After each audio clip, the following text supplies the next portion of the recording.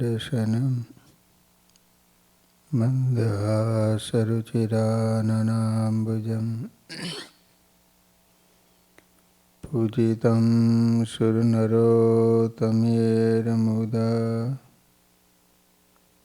धर्मनन्दनमहं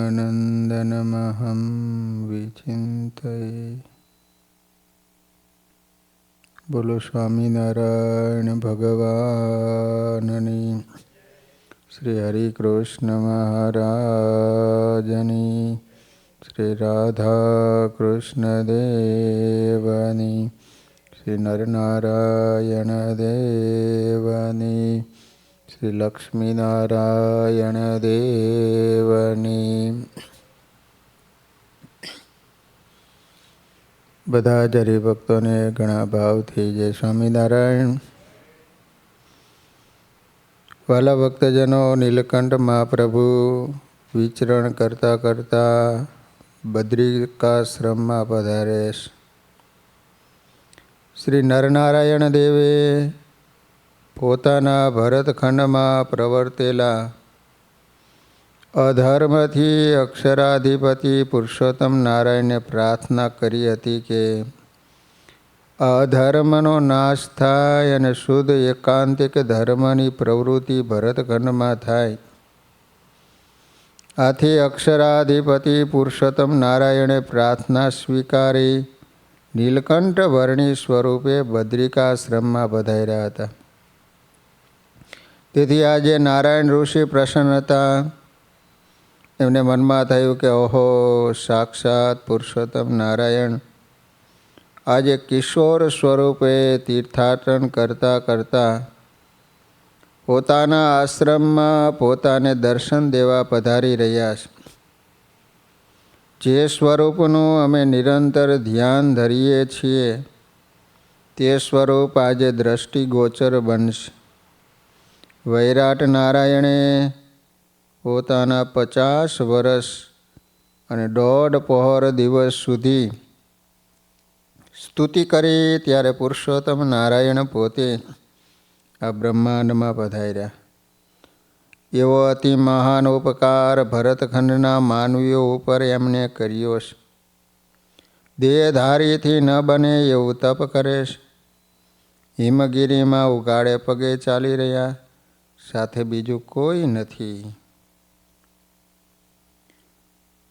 આધારાનંદ સ્વામી શ્રી હરિચરિત્રામૃત સાગરમાં નોંધે છે કે નરકુ કહે નારાયણ જેહી, મુનિ કુસંગ લઈએ તેહી, અક્ષરપતિ સવ પર ભગવાના, બાલ સ્વરૂપ બને હે નાના। તપ કરન મિશ આવત અહીં, દર્શન દેન કુ હિત હિલાહી, જાકો નીત કરત હમ ધ્યાના, પ્રસન્ન કરણ હિત ચિત આના। વિચાર કરતાં કરતાં નારાયણ ઋષિ વ્યસ્ત થઈ ગયા। એમણે એકાએક બૂમ મારી, અરે કોઈ છે? તરત જ નર ઋષિ આવ્યા। એમને જોઈ નારાયણ પ્રભુએ કહ્યું, અક્ષરાધિપતિ સર્વોપરી પરબ્રહ્મ પુરુષોત્તમ મહાપ્રભુ આપણા બદ્રિકાશ્રમમાં પધારે છે। માટે વાયુદેવને જઈને કહો, હિમગીરીને જઈને કહો, પ્રભુને કાંઈ દુઃખ ન પડે એવી રીતે અહીં લઈ આવે। નર ઋષિ તત્કાળ હિમગીરી પાસે ગયા અને નારાયણ ભગવાનનો સંદેશો કહ્યો। પોતાની પીઠને પાવન કરતા અક્ષરાધિપતિ પરબ્રહ્મ પુરુષોત્તમ ભગવાનના આજે વાહન બનવાનું પોતાને સદભાગ્ય પ્રાપ્ત થયું। તે જાણી હિમગીરી અતિ પ્રસન્ન થયા। વાયુદેવે પણ એમની ગતિ મંદ કરી દીધી। હિમગીરી દેવનું સ્વરૂપ ધારણ કરી નીલકંઠ વર્ણીની સન્મુખ આવ્યા। નીલકંઠ વર્ણીને દૂરથી જોઈ એમને ઓળખ્યા। મારા વિશાળ વિસ્તારમાં કોઈ માનવી ફરકી ન શકે અને વર્ણી અહીં પધાર્યા। માટે જરૂર નર ઋષિએ કહ્યા કે મહાપ્રભુ આ પોતે જ છે। હિમગીરીએ દંડવત કર્યા। નીલકંઠ વર્ણી પાસે આવી બે હાથ જોડીને કહ્યું કે હે નાથ, નરનારાયણ દેવે મને આજ્ઞા કરીશ, તેથી હું આપની સન્મુખ આવ્યો છું. આપ કહો તે પ્રમાણે વાહન લાવું અથવા આપનો વાહન હું પોતે બની જાઉં. પોતે જેને હિમગીરી હિમાલય કહેશ એ મારું નામ છે. મારો વિસ્તાર 9,000 યોજન લગભગ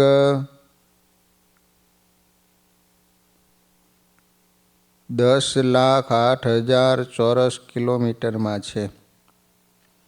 આપ અત્યારે એ વિસ્તારમાં વિચરો છો, માટે મને પરમ પવિત્ર કરો. હિમાલયનો ભાવ જોઈ વર્ણી પ્રભુ હસ્યાને કહ્યું, હિમગીરીજી, તીર્થાટન તો પગે ચાલીને જ કરવું જોઈએ. એટલામાં પાછળ નર ઋષિ અને મુનિગણો આવ્યા.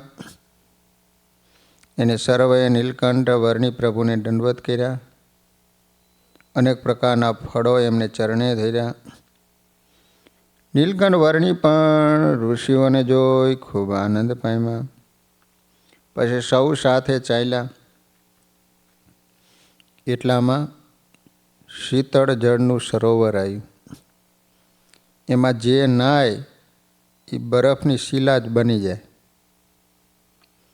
નીલકંઠ મહાપ્રભુએ એમાં સ્નાન કરવાની ઈચ્છા જણાવી. નર ઋષિ તથા સર્વ મુનિઓએ કહ્યું કે પ્રભુ, આપનું આવું કૃશ શરીર છે, વળી અહીંની શીતળતાથી આપ ટેવાયેલા નથી, તેથી આમાં સ્નાન ન કરો તો સારું. પરંતુ નીલકંઠ મહાપ્રભુએ સર્વ ઋષિઓ માટે એને તીર્થ બનાવવું હતું, એટલે તો તરત જ એમાં ઝંપલાયું. ઋષિઓને આશ્ચર્ય થયું. તેઓ પણ એમાં નાહવા માટે પડ્યા. સૂર્યદેવને લાગ્યું કે અક્ષરપતિની સેવાનો આ ખરો અવસર છે. તરત જ પોતે ત્યાં પ્રગટ્ય થયા. નીલકંઠ વર્ણીની બાજુમાં ઊભા રહ્યા. વર્ણિરાજને ગરમી લાગી, ઠંડીની શીતળતા ચાલી ગઈ. સૂર્યદેવ પ્રત્યે એમને જોયું. સૂર્યદેવે પ્રણામ કર્યા, ત્યાંથી અદૃશ્ય થઈ ગયા. નીલકંઠ વર્ણીએ ત્યાં જ પોતાનો નિત્ય વિધિ કર્યો. શાલિગ્રામને નૈવેદ્ય થયું અને સૌ ઋષિઓને પ્રસાદ આપ્યો. પછી ત્યાંથી ચાલ્યા. 5 કોષ ચાલતા 20-25 દિવસ થયા ત્યારે સુંદર બદ્રીવન આવ્યું. ગણતા પાર ન આવે એટલા વૃક્ષોથી સઘન બનેલું બદ્રીવન જોઈ નીલકંઠ મહાપ્રભુને ખૂબ આનંદ થયો. અહીં પૃથ્વીનો રસ કસ પીને વૃક્ષો પુષ્ટ બન્યા હતા. ફળ ફૂલની સુગંધ સર્વત્ર મહેકી રહી હતી. આ ધામ જોઈ નીલકંઠ વર્ણી ખૂબ આનંદિત થઈ બોલ્યા, સમગ્ર ભરતખંડમાં આવું કોઈ ધામ નથી. અહીં જાણે અખંડ રહીએ એવું થાય છે. એમ કહીને આગળ ચાલ્યા. નરનારાયણ દેવનો આશ્રમ આવ્યો. એટલે નીલકંઠ વર્ણી દૂરથી દંડવત કરવા લાગ્યા. એટલામાં તો નારાયણ ઋષિ દોડતા ત્યાં આવ્યા. નીલકંઠ પ્રભુને ભેટી પડ્યા. દેવોએ વિમાનમાંથી પુષ્પવૃષ્ટિ કરી. જય ઘોષના નાદ થવા લાગ્યા. વિવિધ પ્રકારના સંગીત વાદ્યોથી વાતાવરણ આહલાદક બની ગયું. નારાયણ ઋષિના અંતરમાં હેત હમાતું નથી. વારંવાર નીલકંઠ વર્ણી પ્રત્યે જોયા કરે છે. આંખોમાંથી હર્ષાશ્રુનો પ્રવાહ વહે છે. પોતે ગદગદ થઈ ગયા. નીલકંઠ વર્ણીને વારંવાર મળ્યા છતાં જાણે અતૃપ્ત જ રહ્યા. બીજા ઋષિઓને નીલકંઠ વર્ણીને મળવાનો વારો જ ન આવ્યો. તેથી એને સૌએ નીલકંઠ વર્ણી પ્રભુના ચરણનો સ્પર્શ કરી આનંદ માન્યો. નરનારાયણ ઋષિ વર્ણિરાજ પ્રભુનો હાથ પકડી એમના આશ્રમમાં લઈ ગયા. સંવંત 1849 કાર્તિકની અંધારી આઠમે નીલકંઠ વર્ણીએ શ્રી નરનારાયણ ઋષિનો આશ્રમ પાવન કર્યો. નરનારાયણ તથા સર્વ ઋષિઓ ધન્ય બની ગયા. સુંદર ઊંચા આસન ઉપર વર્ણિરાજને બેસાડ્યા. નરનારાયણ ઋષિ એને સન્મુખ બેઠા. આજુબાજુ ઋષિવૃંદ બેઠું. અંધારી આઠમની રાત્રિ મહાપ્રભુ નીલકંઠના મુખારવિંદના દર્શનમાં આવરણરૂપ ન બને એટલા માટે નરનારાયણ દેવે અગ્નિદેવને પ્રગટ કર્યા. રાડના લાકડાની અનંત મસાલો પ્રગટાવી સૂર્યોદય જેવો પ્રકાશ ત્યાં વિસ્તરી રહ્યો. આ રીતે વાલા ભક્તજનો, નીલકંઠ મહાપ્રભુ જ્યાં કોઈથી જઈ ન શકાય એવું ભગવાનનું દિવ્ય ધામ ત્યાં પધાર્યા છે બદ્રિકાશ્રમમાં. નારાયણ ઋષિની આ વિનમ્ર વાણી સાંભળી નીલકંઠ પ્રભુ સંકોચ પામતા બોલ્યા, આપ તો ભરતખંડના રાજા છો. તપનું નિમિત્ત લઈને હું આપના દર્શન સારું જ અહીં આવ્યો છું. આમ ભગવાનની વાણીમાં વિવેક હોય, નમ્રતા હોય અને જે વાણીનું મહિમાપૂર્વક પાન કરે એનામાં ભગવાનના આ વિવેક, નમ્રતા આદિ ગુણો પ્રગટે છે.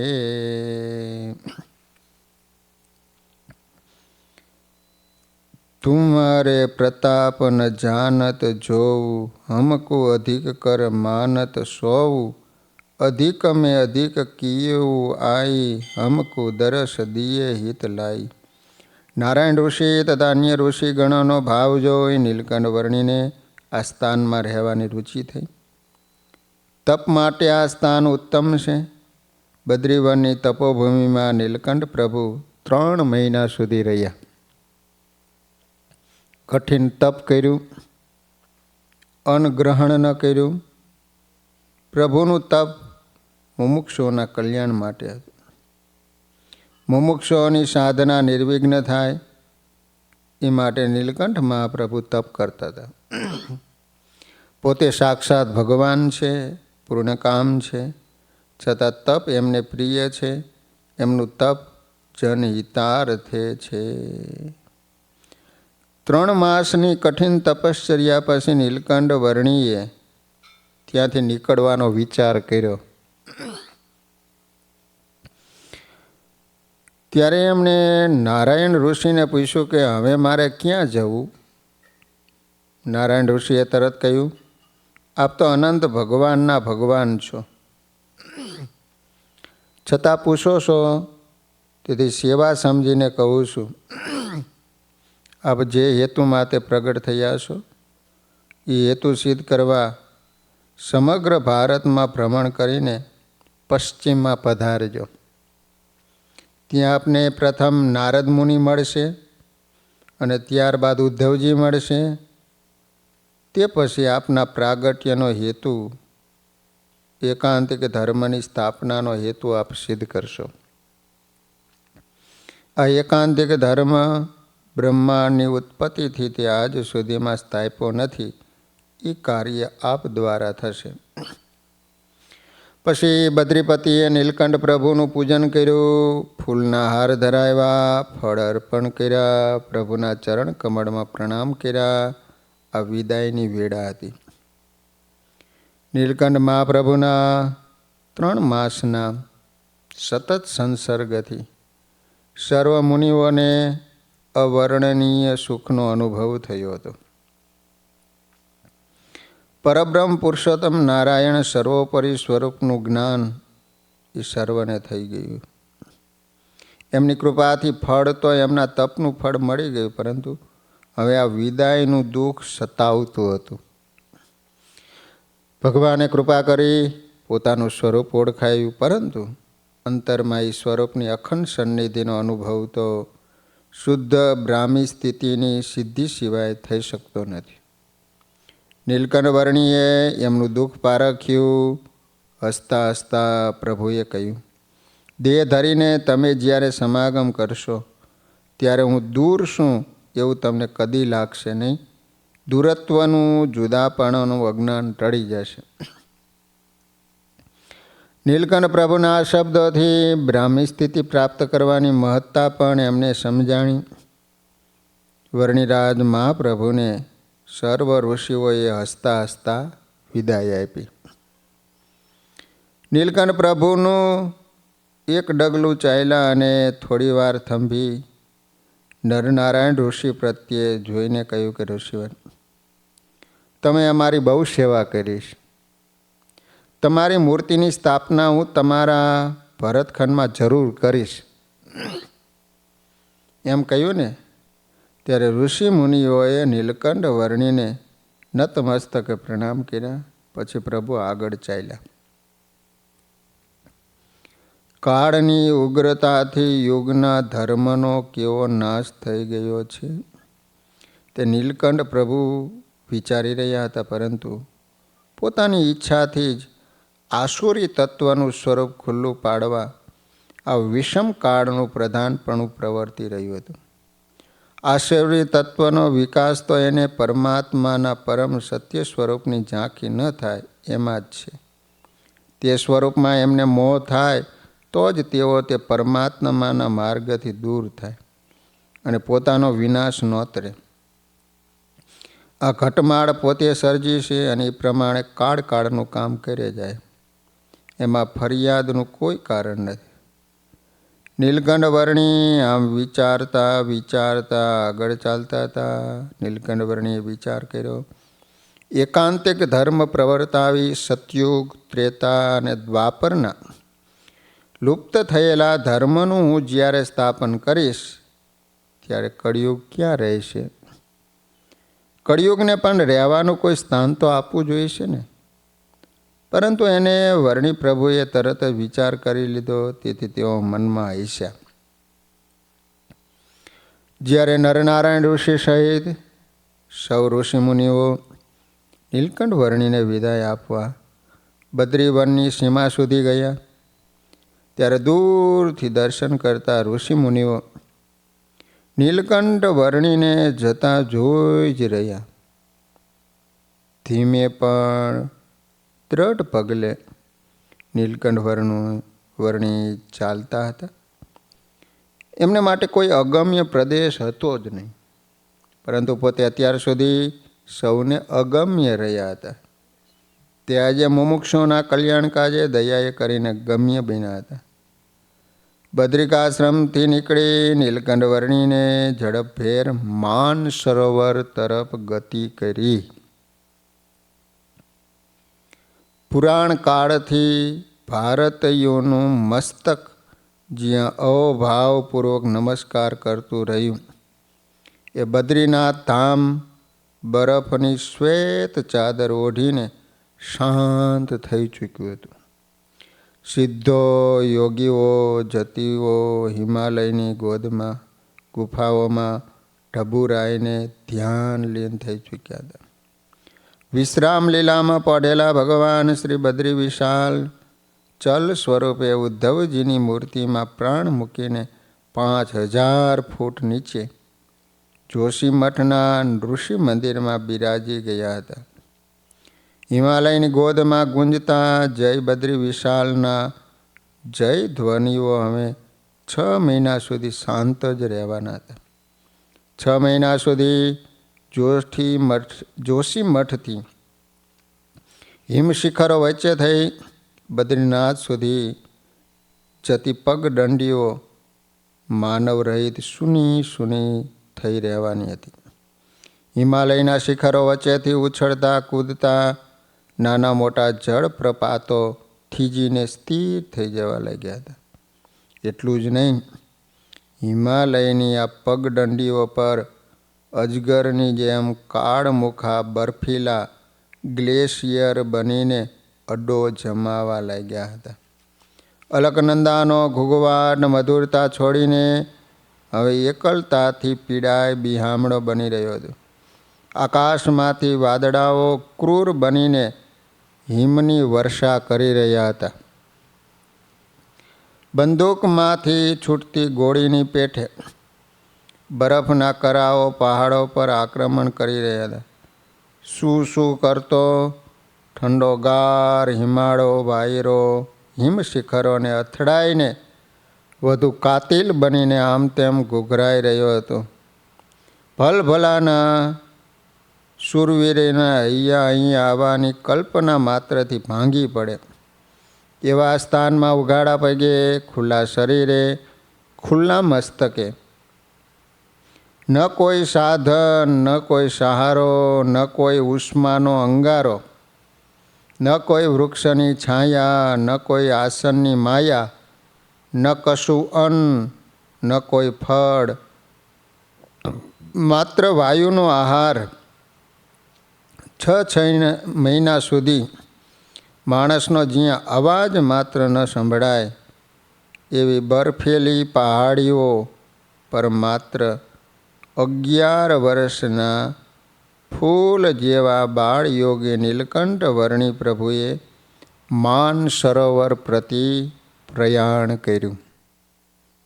હિમાલયના મધ્ય પશ્ચિમ તિબેટમાં માન સરોવર આવેલું છે. એમાંથી સતલજ, સિંધુ, બ્રહ્મપુત્રા અને સરયુ આ 4 મોટી નદીઓ નીકળે છે. અયોધ્યામાં જે સરયુ નદી માન સરોવરમાંથી આવે. માટે અયોધ્યાને સ્પર્શીને વહેતી સરયુના ઉદ્ગમ સ્થાન પર જવાનો નીલકંઠ વર્ણીનો સંકલ્પ હતો. માન સરોવરની યાત્રા કરવી બહુ જ કઠિન હતી. જે જતા તે કારતક માગસર કહેતા નવેમ્બર ડિસેમ્બર તો કદી પસંદ કરતા જ નહીં, કારણ કે તે સમય બરફના વાવાઝોડાનો ગણાય છે. વળી બદ્રીનાથના પાછળના રસ્તે હિમશિખરો ખૂંદીને કોઈ જતું નહીં. નીલકંઠ વર્ણીએ દુર્ગમ માર્ગ પસંદ કર્યો. બદ્રીનાથથી માના ઘાટ થઈ નીલકંઠ વર્ણી 383 કિલોમીટર અંતર કાપી અને માન સરોવર પહોંચ્યા હતા. આ યાત્રા તેઓને સૌથી વિકટ હતી. હિમ ઝંઝાવાતો અને ગ્લેશિયરો કહેતા બરફનો ધીમો પ્રવાહની વચ્ચે જવાનું હતું. માના ઘાટ નામ માના ગામ પરથી પડ્યું. માનાનું સંસ્કૃત નામ મણિભદ્રપુરી છે. માનવ વસ્તીનું આ છેલ્લું ગામ છે. ત્યાર પછી ઉત્તરમાં 18,400 ફૂટ ઊંચાઈ પર માના ઘાટ આવે. અહીં કોઈ જીવિત રહી શકતું નથી. ત્યાં જવાનો કોઈ માર્ગ જ નથી.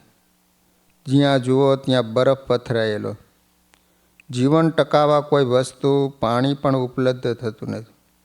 વૈશાખ શ્રાવણ મહિનાની વચ્ચે કોઈ આ માર્ગે આવવાનું સાહસ કદાચ કરે, પણ આસોથી ફાગણ કહેતા ઓક્ટોબરથી ફેબ્રુઆરી સુધીનો સમય વિકટ હોવાથી આ માર્ગે આવવાનું કોઈ સાહસ કરે નહીં. કાનના પડદા તૂટી જાય એવા અવાજો સાથે કાતિલ બરફ વર્ષા થાય. વર્ષના 4 મહિના જ હિમવર્ષા ઓછી થાય. પરંતુ નીલકંઠ વર્ણી નીકળ્યા તે સમય હિમના તોફાનો ન હતો. એક હિમવર્ષામાં 12 ફૂટ બરફનો ગંજ ખડકાઈ જાય. માત્ર 11 વર્ષની ઉંમરે ખુલ્લા શરીરે જીવલેણ ઠંડીમાં નીલકંઠ મહાપ્રભુ ચાલ્યા જાય છે. જેમ જેમ ઊંચાઈ આવતી જાય એમ એમ પ્રાણવાયુ મળવો મુશ્કેલ હતો.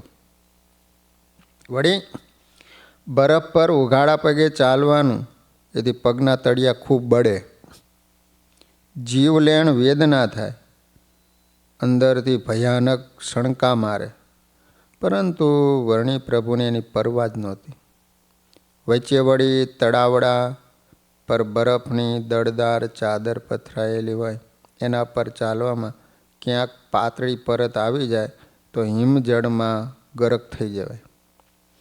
ગાઢ ધુમ્મસ તો છવાયેલું જ હોય.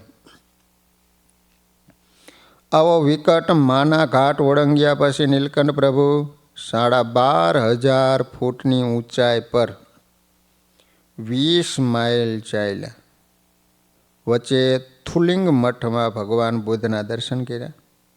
અહીંથી માનસરોવરનો માર્ગ સરેરાશ 15,000 ફૂટની ઊંચાઈએ ચાલ્યો જાય છે. નીલકંઠ વર્ણી બરફથી થીજી ગયેલી કેટલીક નદીઓ ઓળંગી 15,000 ફૂટ ઊંચે આવેલા માનસરોવરે સંવંત 1849 મહા મહિનામાં એટલે કે સન 1793ના ફેબ્રુઆરી માસમાં પહોંચ્યા. હિમાચ્છાદિત શિખરોવાળા કાળા પર્વતો વચ્ચે આ સરોવર આવેલું છે. 300 ફૂટ ઊંડું અને 410 ચોરસ કિલોમીટરમાં પથરાયેલું માનસરોવર ખરેખર રમણીય છે. બોલો, 300 ફૂટ ઊંડું છે અને 410 ચોરસ કિલોમીટર છે. તેની બાજુમાં 362 ચોરસ કિલોમીટરમાં પથરાયેલું બીજું રાક્ષસ તાલ છે. માનસરોવર મહાવિશાલા, ફૂલ રહે મહી કમલ લાલા, અંદર કમળ થાય. હંસ બેઠે તે તીર અપારા, મોતીન કો સબ કરત ચારા. ત્યાં હંસો હોય, મોતીનો ચારો કરે. 100 સર મેં હરિ નાય જાય, મગન ભયે મહા ઉલસાય. ત્યાં રહે હરિ 5 હિ દીના, સબ હંસ તે દર્શન દીના. વિશાળ માનસરોવરમાં નિર્મળ જોઈ નીલકંઠ વર્ણીને ખૂબ આનંદ થયો. એમાં સુંદર લાલ કમળ ખીલી રહ્યા હતા. અંદર જળ કુકડીઓ સ્નાન કરતી હતી. કિનારે હંસ જોયા, જાણે બદ્રીવનના ઋષિ મુનિઓ. પંખીઓના સુંદર કલરવ મંદ ગતિએ વાતા સમીરના શબ્દ સાથે સુર મિલાવતા હતા. રેશમી પાનેતરની સરી જતી મથરાવટીને ઘડી સંકોરતી નવોઢાની કોમળ આંગળીઓની જેમ સરોવરના નિર્મળ જળના તરંગની લહેરમાં તેના તટ પર લહેરાતી હતી. ફળફૂલથી વાયુ સુગંધીદાર બની ગયો હતો. નીલકંઠ વર્ણીને આ સ્થાન ખૂબ ગમી ગયું. પ્રકૃતિનું આ કાર્ય નીલકંઠ વર્ણીનું હતું. પોતાની શક્તિનું સર્જન હતું. પોતાનું વિભૂતિ સ્વરૂપ હતું. નીલકંઠ વર્ણી પધાર્યા એ સમયે ફેબ્રુઆરીમાં માનસરોવરમાં કડાકા ભડાકા સાથે હિમ તૂટવા લાગ્યો હતો. આ અવાજો તોપ ફૂટવાના અવાજ જેવા હતા. 50 થી 80 ફૂટ પહોળી તિરાડોમાંથી હિમજળ બહાર આવવા લાગ્યું હતું. નીલકંઠ વર્ણીએ જળમાં શાલિગ્રામને નવરાવ્યા, પછી પોતે હિમજળમાં સ્નાન કર્યું. નીલકંઠ વર્ણી પ્રભુ પોતાના નિત્ય કર્મથી પરવારી રહ્યા એટલામાં ત્યાં હિમગીરી દેવનું રૂપ ધરી સુંદર ફળ લઈને આવ્યા. નીલકંઠ વર્ણી પ્રભુને ચરણવંદન કર્યા, પાકા ફળ આપ્યા. 5 મહિનાથી ઉદરમાં જળ સિવાય કંઈ ગયું નહોતું. શાલિગ્રામને નૈવેદ્ય ધરાવી નીલકંઠ વર્ણીએ એમાંનો પ્રસાદ હિમગીરીને આપ્યો. થોડો પોતે જ એમાં, પછી મૃગ ચર્મ પર બેસી અને ધ્યાન કર્યું. 5 દિવસ રોકાયા. એ દરમિયાન માનસરોવરની નીલકંઠ વર્ણી પ્રભુએ 87 કિલોમીટરની પ્રદક્ષિણા કરી અને 4 નદીઓના ઉદ્ગમ નીકળ્યા. દૂરથી કૈલાસ પર્વતને નમન કર્યા. 5 દિવસ હંસો સાથે ક્રીડા કરી, એમને દર્શનનું સુખ આપ્યું. પ્રસાદીનું જળ એના ઉપર છાંટ્યું અને પ્રસાદ પણ આપ્યો. ચૈત્ર સુદ 5મના દિવસ નીલકંઠ વર્ણીએ માનસરોવરથી વિદાય લીધી. આગળનો માર્ગ કઠિન હતો, પણ માનસરોવર જઈ આવ્યાનો નીલકંઠ વર્ણીને હર્ષ હતો. પ્રભુ નીકળવા તૈયાર થયા ત્યારે હંસો પ્રભુની સામે જોઈ રહ્યા. પરબ્રહ્મ પુરુષોત્તમનું આ સુખ અહીં સહેજે મળ્યું હતું, પણ હવે ફરીને ક્યારે મળશે? નીલકંઠ વર્ણીએ એનો ભાવ પરખ્યો. એમને આદેશ આપ્યો, તમે બધા પશ્ચિમમાં પધારજો, કારણ કે અમારા ભક્તોના ભાવથી રંગાયેલી કર્મભૂમિ અમારા કાર્યનું ક્ષેત્ર બનશે. લોકોનું આત્યંતિક કલ્યાણ ત્યાં થશે. ત્યાં અમે રહીશું અને અમારી મોક્ષપ્રદ લીલાનો લાવો અમારા ભક્તોને અમે આપીશું. ભારતીય સંસ્કૃતિમાં હિન્દુઓ માટે યુગોથી ધરતી પરનું સ્વર્ગ મનાતું કૈલાસ અને માનસરોવરનું પ્રસિદ્ધ તીર્થ હિમાલયમાં મધ્ય પશ્ચિમ તિબેટમાં કહેતા પ્રાચીન નામ ગંગ દેશ રત્નમણીની જેમ શોભી રહ્યું છે. વિશ્વના તમામ સરોવરમાં સૌથી વધુ મનમોહક, સૌથી વધુ સૌંદર્યવંતું અને લાગણીઓને સૌથી વધુ જગજોડતું સરોવર એટલે માનસરોવર. એક વખત સનકાદિક ઋષિઓએ અહીં 12 વર્ષ સુધી ઉગ્ર તપશ્ચર્યા કરી. અહીં પીવાના પાણીની ખેંચ હતી. તેથી સનકાદિક ઋષિઓએ બ્રહ્માજીને અહીં પાણીની સુવિધા માટે પ્રાર્થના કરી. સનકાદિક તો બ્રહ્માજીના માનસપુત્રો કહેવાય છે. તેથી બ્રહ્માજીએ એની પ્રાર્થના સાંભળીને પોતાના માનસમાંથી આ મહાન અને પવિત્ર સરોવરનું સર્જન કર્યું.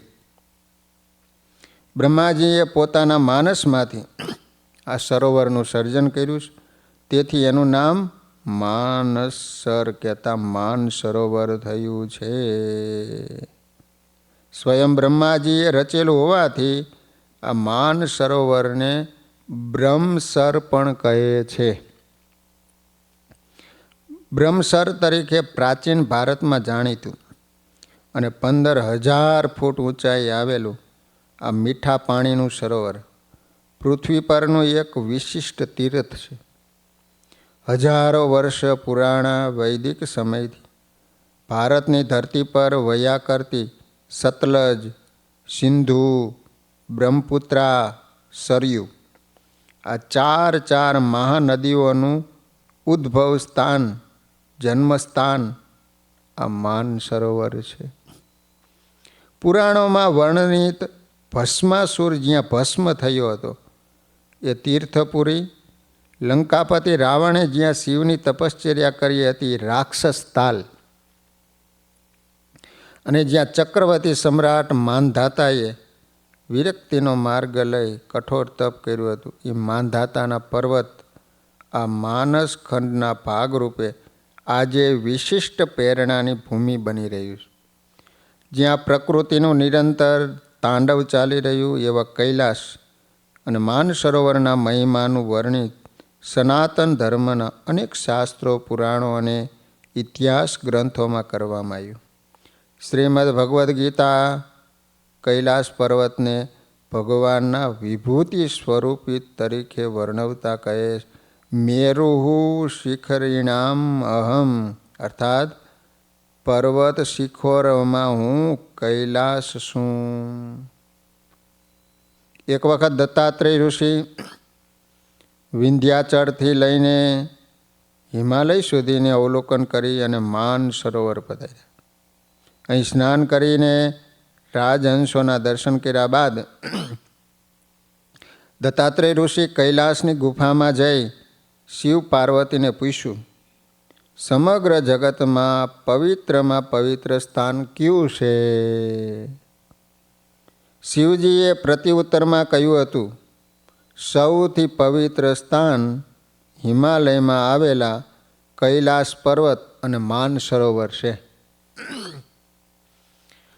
વાલ્મીકી રામાયણ કહે છે કે સુગ્રીવ વાનરોને કહે છે કે તત્તુ શીઘ્રમ અતિક્રમ્ય કાંતારમ રોમ હર્ષણમ કૈલાસમ પાંડુરમ શૈલમ પ્રાપ્ય રૂષ્ટા ભવિષ્યત. ભયાનક વનને પાર કરીને તમે આગળ જશો ત્યારે હિમ મંડિત શ્વેત કૈલાસ પર્વતને જોઈને તમે અતિ પ્રસન્ન થઈ જશો. સુગ્રીવ વાનરોને આવું કહે છે રામાયણ. કૈલાસ પર્વતે રામ મહસા નિમિત્તમ પરમ બ્રહ્મણા નર શાર્દૂર તેને દમ માનસમ સર. હે રામ, પૂર્વે બ્રહ્માએ કૈલાસના શિખર પર મનથી સરોવરનું નિર્માણ કર્યું હતું. તેથી આ સરોવર માન સરોવર થયું.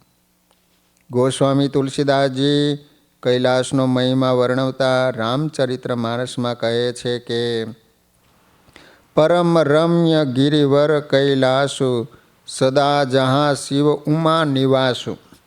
સિદ્ધિ તપોધન જોગી ધન સુર કિન્નર મુનિવૃંદ વર્ષે તાં સુકૃતિ સકલ સેવઈ શિવ સુખકંદ.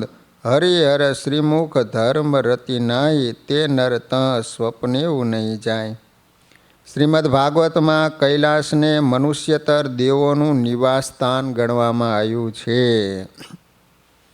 જન્મ, ઔષધિ, મંત્ર અને યોગ દ્વારા સિદ્ધ થયેલા માનવેતર દેવો, કિન્નરો, ગંધર્વો અને અપ્સરા આદિથી આ પર્વત સદા સેવિત છે. સ્કંદ પુરાણના કાશીખંડના 13મા અધ્યાયમાં તથા હરિવંશ દાક્ષિણાત્ય પાઠના 202માં અધ્યાયમાં કૈલાસને ભગવાન વિષ્ણુની નાભીમાંથી ઉત્પન્ન થયાનું કહેલું છે. આવી અનેક પૌરાણિક સંદર્ભો સાથે વાલ્મીકી રામાયણના કિષ્કંધાકાંડ અને બાલકાંડમાં, મહાભારતના ભીષ્મ પર્વ, વન પર્વ, દ્રોણ પર્વ, અનુશાસન પર્વ વગેરેમાં કૈલાસ માન સરોવરનું અનેરું મહિમાવંત વર્ણન કરવામાં આવ્યું છે. આ કૈલાસ અને માનસરોવર હજારો વર્ષોથી હિન્દુઓની આસ્થાનું પવિત્ર ધામ રહ્યું છે. ઉત્તર પુરાણ અનુસાર જૈનોના આદિ તીર્થંકર ઋષભદેવ તપસ્યા કરતાં કરતાં દેહ ત્યાગ કૈલાસ પર્વત પર કર્યો હતો. મેઘદૂત અને અન્ય અમર મહાકાવ્યોનું સર્જન કરનાર કાલિદાસ જેવા મહાકવિઓ માટે પણ કૈલાસ માનસરોવરની અદ્ભુત શોભા એમના કવિત્વનો અતિ આહલાદક વિષય બન્યો હતો. આ પ્રદેશની યાત્રાએ આવનાર અનેક યુરોપિયન પ્રવાસવીરો એની શોભા પર ઓવારી ગયા. કૈલાસ અને માનસરોવરની પ્રાકૃતિક ભવ્યતા કેવી છે એ વિશે આજથી 1 સદી પહેલાં સને 1906માં હિમાલયનો ખોળો ખૂંદનાર સ્વીડનના વિશ્વવિખ્યાત ડૉક્ટર સ્વેન હેડિન પોતાના ભાષામાં કહે છે કે સમગ્ર પૃથ્વીમાં એવી કોઈ વીંટી નથી જેમાં માનસરોવર, કૈલાસ અને માનધાતા પર્વતનું જળતર રહ્યું ન હોય. કૈલાસ અને માનધાતા પર્વતના 2 હીરાઓ વચ્ચે માનસરોવરનું પિરોજ કહેતા એક પ્રકારનું વાદળું રત્ન પરોયેલું છે. અહીં અગમ્ય પર્વતોના પ્રદેશમાં ભવ્ય અને પ્રભાવક શાંતિનું સામ્રાજ્ય છવાયેલું છે. સ્ફટિક જેવા સ્વસ્થ જળની અખૂટ સંપત્તિથી માનસરોવર પવિત્ર નદીઓનું ઉદ્ગમ સ્થાન બન્યું છે. કોઈ પણ પવિત્ર અને પ્રબુદ્ધ માનવી માનસરોવરના જળમાં સ્નાન કરે ત્યારે નશ્વર જગતમાં ધરબાયેલું સત્ય જ્ઞાન લાધે છે. તો વાલા ભક્તજનો, આ રીતે માનસરોવર બધાય સરોવરનો રાજા કહેવાય છે. નીલકંઠ મહાપ્રભુ ત્યાં પધાર્યા, ત્યાંથી પ્રભુ અમે આગળ ચાલશે. બધી કથા આપણે આગળ સાંભળીશું. સહજાન સ્વામી મહારાજની